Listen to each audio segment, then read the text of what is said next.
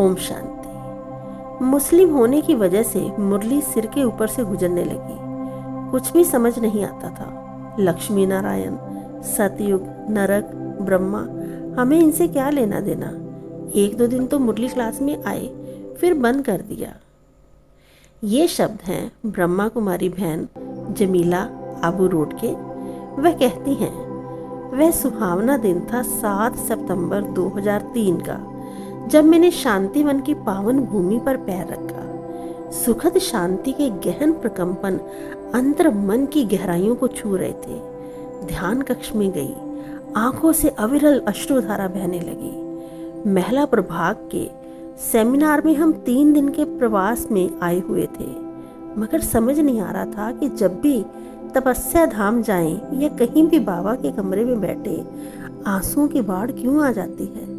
किसी ने कुछ कहा नहीं, कुछ बात नहीं, मगर आंसू रुकने का नाम ही नहीं ले रहे हैं। निमित टीचर से पूछा, दीदी आप हमें कौन सी जगह ले आई, हमें आंसू क्यों आ रहे हैं। उसने बताया, आप 5000 साल बाद अपने प्यारे पिता परम पिता से मिली हो, इसलिए ये मिलन के आंसू हैं। उस समय समझ में नहीं आया कि 5000 वर्ष क्यों बोल रहे हैं, मगर अंदर से गहन शांति की अनुभूति हो रही थी। सेमिनार के बाद हम लौटने लगे।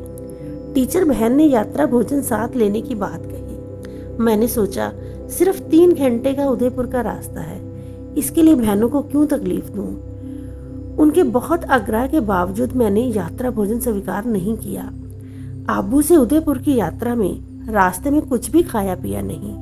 वैसे तो होटल में कहीं भी कुछ भी खा पी लेते थे, मगर उस दिन कुछ भी नहीं खाने पीने की इच्छा हो रही थी। घर पहुंचे तो फ्रिज खोला, मांसाहारी पदार्थ रखे हुए थे। देखकर उल्टी होने जैसा महसूस हुआ। मम्मी ने आग्रह किया, कुछ तो खा ले, मगर अपने आप ही बिना किसी आंतरिक पुरुषार्थ के गिलास तक भी छूने से परहेज हो रहा था। मैंने बीमारी का बहाना बनाया और बहन ने जो प्रसाद का पैकेट दिया था वही स्वीकार कर लिया। इस प्रकार शांतिवन में सेमिनार में शामिल होने का ये फल निकला कि पहले दिन से मांसाहार, लहसुन, प्याज आदि छूट गए। परमात्म शक्ति इतनी प्रबल होती है जो बिना कहे जीवन में परिवर्तन आ जाता है। इसके बाद हम इंदौर पहुंचे। साकेत सेवा केंद्र की निमित बहन ने पूछा, आपने शांतिवन में क्या सुना। हमारे अंदर से जैसे टेप रिकॉर्डर चल पड़ा हो। आत्मा, परमात्मा, सृष्टि चक्र का ज्ञान हम धारा प्रवाह सुनाने लगे। दीदी ने कहा, आपको 7 दिन के कोर्स की जरूरत नहीं, आप सीधा मुरली क्लास में शामिल हो सकते हो। मुरली क्लास में बैठे तो मुस्लिम होने की वजह से मुरली सिर के ऊपर से गुजरने लगी। कुछ भी समझ नहीं आता था। लक्ष्मी नारायण, सतयुग, नरक, ब्रह्मा, हमें इनसे क्या लेना देना। एक दो दिन तो मुरली क्लास में आए, फिर बंद कर दिया। मुरली सुनने का हमने नियम बनाया। घर से 12 किलोमीटर दूरी पर सेंटर था। कांग्रेस पार्टी में नेता पद पर होने के कारण और अन्य कई व्यस्तताओं के कारण प्रतिदिन मुरली क्लास में जाना मुश्किल पड़ रहा था और मुरली समझ में भी नहीं आ रही थी। जब 2-3 दिन नहीं गए तो निमित बहन का फोन आने लगा, आप मुरली क्लास में क्यों नहीं आए। मैंने सोचा ये तो सिर दर्द पाल लिया, नहीं जाओ तो इन दीदियों का फोन आ जाता है। काम की इतनी व्यवस्था है, परंतु बहनों का रोज का फोन तकाजा भी नहीं है। हमने एक नियम बनाया कि सुबह 4 बजे उठो, 5 से 6 बजे तक इनकी मुरली सुन लो, फिर दुनिया के कारोबार में लग जाओ, ताकि रोज का इनका फोन का झंझट खत्म हो जाए। हमारी वजह से बहनों के संकल्प चले, ये भी नहीं होना चाहिए ना। अल्प बुद्धि का निर्णय। एक बार मुरली में आया, देह सहित देह के सब संबंधों को भूल मामे कम याद करो। अपनी अल्प बुद्धि में हमने तुरंत निर्णय लिया और सर्व संबंधों से दूर हो जाने की ठान ली। फोन का नंबर बदल लिया, जिससे फोन आने बंद हो गए। नेता पद से 6 महीने के लिए छुट्टी ले ली। कारोबार बंद कर दिया। सेंटर के नजदीक घर किराए पर ले लिया।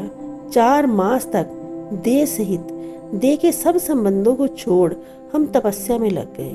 ब्रह्मा कुमारी की सीडीज, कैसेट, किताबें खरीद ली और समझने लगे कि ये ज्ञान है क्या, क्योंकि जिंदगी में इतना सुकून कभी नहीं मिला था जितना बाबा के सेंटर पर महसूस हो रहा था। उस समय दुनिया से स्थूल रूप से एक प्रकार से हम कट गए थे, क्योंकि 40 लाख की आबादी वाले इंदौर शहर में मकान और फ़ोन नंबर बदलने के बाद कोई मुझे ढूंढ नहीं सकता था। अतः मुरली क्लास को गहराई में जाकर, साहित्य में डूबकर, सीडी सुनकर इस ज्ञान को अच्छी तरह समझने लगे। 4 महीने बाद हमने निमित टीचर बहन को सारी बात बताई। तब टीचर बहन ने समझाया, बहन, किसी से संपर्क, मिलना जुलना थोड़े ही छोड़ना है, ये तो बुद्धि में परमात्म प्यार में खो जाना है। उन्होंने कहा, सभी को फ़ोन करो। तब हमने घर पर पापा, मम्मी, पति सबको फ़ोन किया, अपना नया नंबर दिया। इस प्रकार हम ईश्वरीय ज्ञान में चल पड़े। अक्टूबर में दिवाली पर तीनों बच्चों सहित आबू आए। आबू पावन भूमि में पैर रखते ही बच्चे भी ईश्वरीय ज्ञान को समझ गए और अनुसरण करने लगे। साल पर बाद हम आबू आकर रहने लगे। बाद में मेरा एक भाई ज्ञान सरोवर आया, फिर दूसरा आया। इस प्रकार पूरा परिवार आबू आता रहा। उन्हें तसल्ली हो गई कि मैं अच्छी जगह सेवा कर रही हूँ। मैंने बुरहानुद्दीन और फातिमा दोनों बच्चों को बाबा की सेवा में लगा दिया है।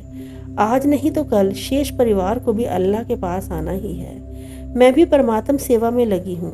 अब मुझे कुछ नहीं चाहिए, मुझे मेरा बाबा मिल गया है। मैं धन्य धन्य हो गई। तन मन धन, श्वास, संकल्प सफल हुए। यही मेरा अहोभाग्य है। मैं सभी से अर्ज करती हूँ कि आबू में अल्लाह अपने वायदे के मुताबिक आ चुके हैं। आकर अपना अविनाशी सुख, शांति का वर्षा ले लो। अभी नहीं तो कभी नहीं। ओम शांति।